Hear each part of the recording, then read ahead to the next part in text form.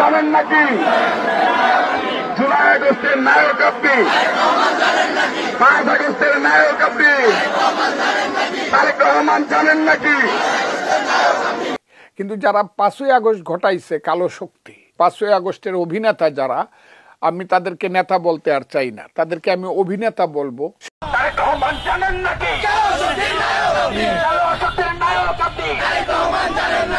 আমি কোনো গুন্ডা বদমাশের মেলা করি নাই, করতে চাইলে করতে পারতাম, গুন্ডা আনতে চাইলে গুন্ডা আনা যায়, অসুবিধা হয় না। আমি ভদ্রলোক নিয়ে এসেছি, ভদ্রলোক আসবেন, কমিশনে শুনানি করবেন, রায় হবে, যেটা রায় হয় হবে। কিন্তু তারা যেহেতু গুন্ডা পান্ডা নিয়ে এসছে এবং আবুল তাবুল বকছে, কথা বলেই যাচ্ছে, আমি লাস্টে একটা কথা বলার জন্য দাঁড়িয়েছি। এবং যেটা 15 বছরে হয় নাই, সেটা আজকে হয়েছে। অলমোস্ট আমার গায়ে ধাক্কা দিয়ে আমাকে ফেলে দেওয়ার চেষ্টা হয়েছে। যেই বিএনপির নেতা কর্মীদের জন্য গত 15 বছর লড়াই করলাম, তারা আমাকে এখন ধাক্কা দেয়। আসসালামু আলাইকুম ওয়া রাহমাতুল্লাহ। সুপ্রিয় দর্শক, আজকের ভিডিওটা খুবই গুরুত্বপূর্ণ, তাই পুরো ভিডিওটা দেখার অনুরোধ রইল। দর্শক, গতকাল শুধু একটা দিনে অনেকগুলো ঘটনা ঘটে গেছে। আপনারা জানেন যে বিএনপির চেয়ারপারসনের উপদেষ্টা ফজলু পাগলা তিনি একটা টক শোতে গিয়ে বলেছেন যে জুলাই আগস্টের যারা এই আন্দোলন সংগঠিত করেছে তারা হচ্ছে কালো শক্তি। কিন্তু যারা 5ই আগস্ট ঘটাইছে কালো শক্তি, তাদেরকে আমি নায়ক বলতে চাই না, অভিনেতা বলতে চাই। আমি তাদেরকে নেতা বলতে আর চাই না, তাদেরকে আমি অভিনেতা বলবো। সেই আলবদরা আলসাম।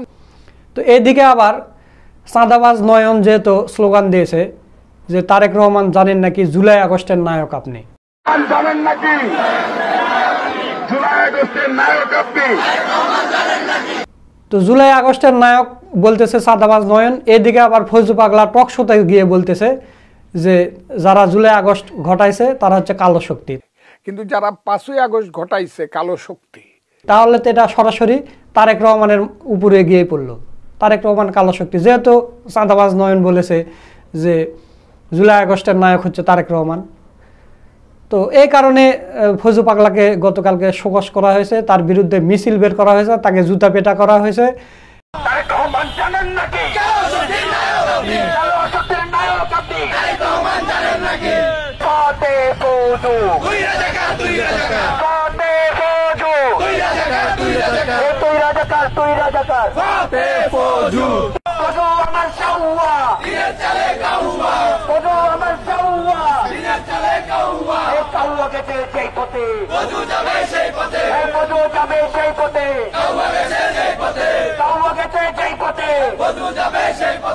আমার সোনার বাংলায় টাইম নাই। ইনকিলাব ইনকিলাব জিন্দাবাদ। মানে গ্রেপ্তার করার দাবি অনেক কিছু, আপনারা এই পাশে নিউজগুলো দেখতে পাচ্ছেন। এরপর আসেন রুমিন ফারহানাকে ধাক্কা মারা হয়েছে। রুমিন ফারহানা বলতেছে যে আমি গত 15 বছর ধরে যাদের জন্য লড়াই করলাম তারা এসে আমাকে ধাক্কা মারলো। আমি কোনো গুন্ডা বদমাশের মেলা করি নাই, করতে চাইলে করতে পারতাম, গুন্ডা আনতে চাইলে গুন্ডা আনা যায়, অসুবিধা হয় না। আমি ভদ্রলোক নিয়ে এসেছি, ভদ্রলোক আসবেন, কমিশনে শুনানি করবেন, রায় হবে, যেটা রায় হয় হবে। কিন্তু তারা যেহেতু গুন্ডা পান্ডা নিয়ে এসছে এবং আবুল তাবুল বকছে, কথা বলেই যাচ্ছে, আমি লাস্টে একটা কথা বলার জন্য দাঁড়িয়েছি। এবং যেটা 15 বছরে হয় নাই, সেটা আজকে হয়েছে। অলমোস্ট আমার গায়ে ধাক্কা দিয়ে আমাকে ফেলে দেওয়ার চেষ্টা হয়েছে। যেই বিএনপির নেতা কর্মীদের জন্য গত 15 বছর লড়াই করলাম, তারা আমাকে এখন ধাক্কা দেয়। তো ঠিক আছে, ধাক্কার বদলে তো ধাক্কা আসবেই, তাই না? সেটাই হয়েছে। এরপর গতকালকে আরেকটা ঘটনা, সেটা হচ্ছে যে ডিবি হারুনের ছেলে তহিদ আফ্রিদিকে গ্রেপ্তার করেছে গতকালকে। তো প্রিয় দর্শক, গতকালকে অনেকগুলো ঘটনা ঘটে গেছে। তো এইসব বিষয় নিয়ে অসাধারণ কথা বলেছেন বিএনপি নেত্রী মুন্নি চৌধুরী মেধা। তো তার ভিডিওটা আপনাদের দেখাবো, আপনারা ধৈর্য সহকারে ভিডিওটা দেখবেন, তাহলে বুঝতে পারবেন অনেকগুলো তথ্য এই ভিডিওর মধ্যে উঠে এসেছে। তো চলুন মুন্নি চৌধুরী মেধার ভিডিওটা একটু দেখি। আসসালামু আলাইকুম, আশা করি আপনারা সবাই ভালো আছেন। বাংলাদেশে কয়েকটা বিস্ফোরণ ঘটছে গতকালকে, তার আগের দিন। এক হচ্ছে ফজলুর রহমান, আরেক বিস্ফোরণ রুমিন ফারহানার বিএনপি লোকেরা ধাক্কা দিছে। আবার বরকতুল্লাহ বুলু বলতেছে যে বেগম জিয়ারে নোবেল দেওয়া উচিত, ইত্যাদি ইত্যাদি কথাবার্তা। তো এখন কথা হচ্ছে কারাই কথাগুলো বলতেছে, সবাই বিএনপি নেতাকর্মী। ফজলুর রহমান বলল কালো শক্তি নাকি জুলাই আগস্টের আন্দোলন ঘটাইছে, বিপ্লব ঘটাইছে, ইনক্লুডিং বিএনপিকে উনি মেইন করছে। তো আমার কথা হচ্ছে যে উনি চেয়ারপারসনের একজন উপদেষ্টা হয়ে এই ধরনের যে কথাগুলো বলে তাকে আপনারা থামাইলেন না কেন? চেয়ারপারসন উপদেষ্টা তো একজন না, এখানে অনেকজন আছে, তাহলে আপনারা সম্মিলিতভাবে ওনার সাথে কাউন্সেলিং করলেন না কেন? ফেস টু ফেস কমিউনিকেশন একটা চ্যানেল তৈরি করলেন না কেন আপনারা? আমি এটা ব্লেমিং করতেছি না, এটা আমি ক্লেমিং করতেছি। ফজলুর রহমান তো বিএনপির একজন চেয়ারপারসন উপদেষ্টা, উনি অনেক ট্যালেন্টও, আমি অতটুকু জানি। উনি এক ছাত্রনেতা ছিল, তারপরে হচ্ছে এমপি ইলেকশন করছে, তারপরে বিএনপির গুরুত্বপূর্ণ পদে আছে। তো এত কিছু থাকার পর এই লোকটা তো আউটলাইন ছাড়া কথা বলতে পারে না।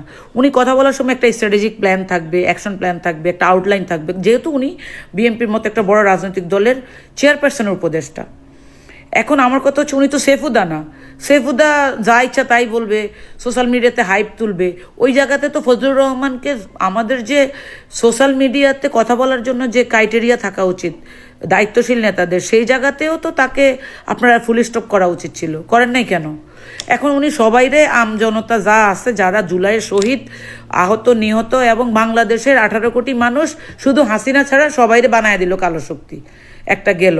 তারপর আপনারা কালকে বাধ্য হয়ে এর শোকজ করলেন। Why not before? শোকজের দায়িত্বে সিগনেচার করছে আমাদের রিজভি ভাই। রিজভি ভাই কেন ওনাকে আগে অব্যাহতি দেওয়া বা শোকজ করা এইসব বিষয় নিয়ে কাজ করলো না? কারণ দর্শাইতে বললেন আপনি, ওরা তো বহিষ্কার করা উচিত পার্টি থেকে। আচ্ছা, এইটা গেল। আরেক জিনিস হচ্ছে বরকতুল্লাহ বুলু, মারে মা। কয়দিন আগে সে বক্তৃতাতে বলতেছে জনাব তারেক রহমানের নাম নিলে উজু করা লাগবে। তারেক রহমান সাহেব নিজে তারে থামাইছে। এরপরে আবার বলল কি, ওমরের পরে নাকি জিয়াউর রহমানকে খলিফা হিসেবে ঘোষণা করা উচিত, আস্তাগফিরুল্লাহ। তারপরে গত পরশুদিন না কালকে বলতেছে বেগম জিয়াকে নোবেল দেওয়া উচিত। আরে ভাই, তুমি সব কিছুর মানে নোবেল দেওয়া, ও খলিফা বানানোর দায়িত্ব নিয়ে নিলে মনে হয় যে কি আল্লাহর জায়গায় চলে যাইতেছ। তো মানে মানে কি বলে এটাকে, শয়তানে পরিণত হয়েছে, কাফের।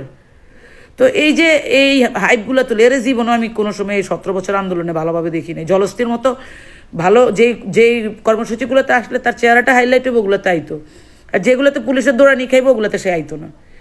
কারণ এরা তো আওয়ামী লীগের দোসর, এরা আওয়ামী লীগের সাথে আতাত কইরা 17 বছর রাজনীতি করছে, নিজেদের ব্যবসা বাণিজ্য করছে, ধান্দা ফিকির করছে, মনে করছে যে কেউ জানে না এগুলা। আচ্ছা, গেল এইটা। এরপরে রুমিন ফারহানা আপা, উনি বলল বিএনপির লোকজনের জন্য উনি 17 বছর আন্দোলন করছে, তারা ধাক্কা দিছে বিএনপির লোকজন, অথচ ক্লেম করতেছে নাগরিক অধিকারের লোকজনকে তার লোকজন মারছে। ওনার গায়ে কোনো ধাক্কাধাক্কির কোনো ভিডিও রেকর্ডও আমরা দেখি নাই। তো ধাক্কা দেওয়ার চেষ্টা করছে, উনি ডাইরেক্ট বিএনপির লোকজনকে ব্লেমটা দিল। এই আন্দোলন করছে উনি 17 বছর আন্দোলন করছে, যুদ্ধ করছে, টকশোতে গিয়া বিশাল বড় বড় বক্তৃতা মারছে। ওনাকে কেউ থামায় নাই, শেখ হাসিনা নিজে স্বয়ং থামায় নাই। সাইবার সিকিউরিটি আইনে মামলা হওয়ার পরও তারা অ্যারেস্ট দেখায় নাই, মানে দিব্যি রাজনীতি করতে পারছে। ভাই, এরকম সুবিধা সুযোগ থাকলে তো আমরাও দেশে পলিটিক্স করতাম। আমরা সোশ্যাল মিডিয়াতে কথা বলি, শেখ হাসিনা ধরার কোনো সুযোগ নাই, তারপরে আমাদের বিরুদ্ধে 3-4টা করে সিকিউরিটি মামলা দিছে। এয়ারপোর্টে গেলেই ধরতো। তাহলে উনি এত নিরাপদ থেকে রাজনীতি করতে পারছে, যে এই নিরাপত্তা বেগম খালেদা জিয়াও পায় নাই, জনাব তারেক রহমানও পায় নাই। তাহলে তার খুঁটির জোর কোথায়, এটা কি পাবলিক বোঝে না? এখন ধাক্কা তো সামলাইতেই হবে। 5 তারিখের পরে দলের বিরুদ্ধে উল্টাপাল্টা কথা বলা শুরু করছে। তারপরে তারে মনে হয় আবার বিভিন্ন নেতারা থামাইছে, যারা তাকে শেল্টার দেয় আর কি। আমাদের দলে তো আবার শেল্টারের বিষয় থাকে। চোর হোক, আওয়ামী লীগের দোসর হোক, ওই 2 নাম্বারই করুক, কিন্তু শেল্টার পায়। এই যে এইগুলাতে আপনারা সবাই মিলে ইউনাইটেড কাজকর্মগুলো করতেছেন, এগুলো তো পাবলিকের কাছে হাস্যকর বস্তুতে পরিণত হয়েছে। তো যাই হোক, শেষে এই কথাটা বলবো, এই যে সামনে একটা নির্বাচন, এই নির্বাচনকে কেন্দ্র কইরা আপনারা আবার দেখলাম আরেকটা নিতাই রায় চৌধুরীকে গালাগালি করতেছে অশিক্ষিত নয়ন, 3 পাস একজন প্রবীণ রাজনীতিবিদকে যা তা বলতেছে। কেন ভাই, এদের মুখে লাগাম দেওয়ার কেউ নাই? এই যে মানে অপমান অপদস্থ করার একটা নিয়ম শৃঙ্খলা, এগুলো নিয়ে কথা বলি আর আমাদেরকে বলে জামাতি। আমার কথা হচ্ছে এই সমস্ত হাইব্রিডদের বিরুদ্ধে সোচ্চার হওয়া উচিত। ধন্যবাদ সবাইকে, আল্লাহ হাফেজ। সুপ্রিয় দর্শক, আপনারা বিএনপি নেত্রী মুন্নী চৌধুরী মেধার ভিডিওটা দেখলেন। তো বিএনপির যারা তরুণ নেতা নেত্রী এরা আছে, এরা কিন্তু রাজনীতি সম্পর্কে ভালো জ্ঞান রাখে। বিএনপির বুড়া বুড়া নেতাদের যদি মানে উপরের পদ থেকে সরিয়ে এইরকম তরুণ নেতা নেত্রীদের যদি বসানো হয়, তাহলে কিন্তু বিএনপি স্মার্ট একটা দল হবে। আপনি জামাতে ইসলামের দিকে তাকান, জামাতে ইসলামের যত বড়ই নেতা হোক, সে কিন্তু 1 বছরের উপরে থাকতে পারবে না। 1 বছর পর তাকে সরে যেতে হবে। কিন্তু বিএনপির এই নিয়ম নাই। বিএনপির নিয়ম আমরা মানে ছোটোবেলা থেকে দেখতেছি, ওই রুল কবির রেজভী ফখরুল এরা নেতা, ওরাই নেতা। ওদের মানে ওদের না মরা পর্যন্ত ওখানে অন্য কেউ যেতে পারবে না। তো তাহলে আপনার রাজনীতি কি? রাজনীতি কিছুই হবে না। এখন যে আধুনিক যুগ, আধুনিক যুগের সাথে তাল মিলে চলতে হবে। মির্জা ফখরুলকে যদি বলা হয় যে ফেসবুকের পাসওয়ার্ড চেঞ্জ করেন, জীবনেও পারবে না। রুল কবির রেজভীকে যদি বলা হয় যে একটা টেলিগ্রামে অ্যাকাউন্ট খোলেন, যদি পারে আমি জীবনে আর ভিডিও বানাবো না, আমি কোনোদিন পারবে না। তো এরা হচ্ছে এখন দেশ চালাবে, এরা নেতৃত্ব দেবে। তো যুগের সাথে তাল মিলিয়ে যে নেতাকর্মীরা চলতে পারবে না, তারা উপরের পদে থাকলে সেই দলের এরকম অবস্থায় হবে। এই ফৌজু পাগলাকে আমরা বারবার বলেছি, এই ফৌজু পাগলাকে পদত্যাগ করা হোক, একে গ্রেপ্তার করা হোক, নাহলে পাবনায় পাঠানো হোক। বিএনপি কিন্তু শোনেনি, কিন্তু ফৌজু পাগলাকে তেল মেরেছে।